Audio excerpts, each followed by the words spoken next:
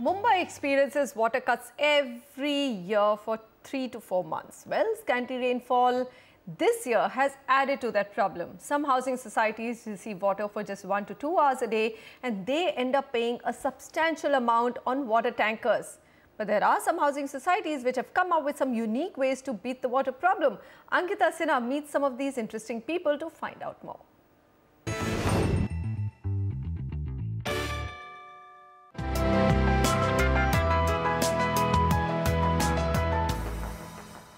With the monsoons playing spoilsport this year, Mumbaikars have been facing steep water cuts by the BMC. And in fact, a lot of households have been receiving water for only up to 3 to 4 hours each day. So how do you beat the water crisis? What are the ways where you can tackle this particular problem? Well, to find out just that, today we have with us Mr. Naveen Chandra, who is the chairperson of Kartavya Welfare Foundation. And we also have with us environmentalist Mr. Rishi Agarwal. So firstly, has your society been facing any such problems when it comes to water cuts? And if yes, how have you all tackled this problem? Until about 7 years back, it faced a lot of crisis of water. That's how we started rainwater harvesting. And now I am complete with total rainwater harvesting system. And after that, because of the system, we are saving about 40% of water. All right. And we are using that borewell water for all non-drinking purposes. Therefore, we are not short of water now. And I'm ready even for 30% water cut. We will not have a problem here. Now, we've been seeing this going on for years altogether. What's the root cause of this problem? See, the root cause, I think, is that as a society, as a city, we do not appreciate water properly. It's only during a bad monsoon that we speak about water. Can the BMC take any contingency plans to ensure that this does not keep happening each year?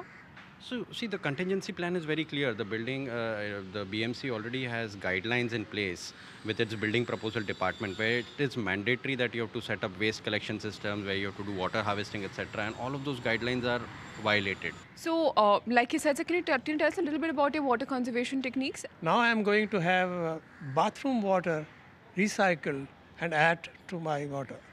And that water, then if you put in the RO, then it's worth drinking. The water that we get from our system, that is recycled water, is better than the BMC water in the quality. But how open are people to thinking about this throughout the year and, let's say, coming up with solutions? See, I think people are still very less open to thinking about these kind of solutions. The standard course of action is a call for the tanker. And people don't realize that if you add up the tanker bill, 1,000 rupees a day or whatever, and do the mathematics, you might be better off investing in a water recycling system. So how did you all start off with this exactly? Naturally, I approached BMC, but no response. In terms of rainwater harvesting, if the rain is 50%, what are you going to harvest? Okay. Therefore, what we should do is, we should recycle the water which you have used. For example, in the bathroom. That water is going to waste anyway. Okay? So we are going to recycle that water and use it for drinking.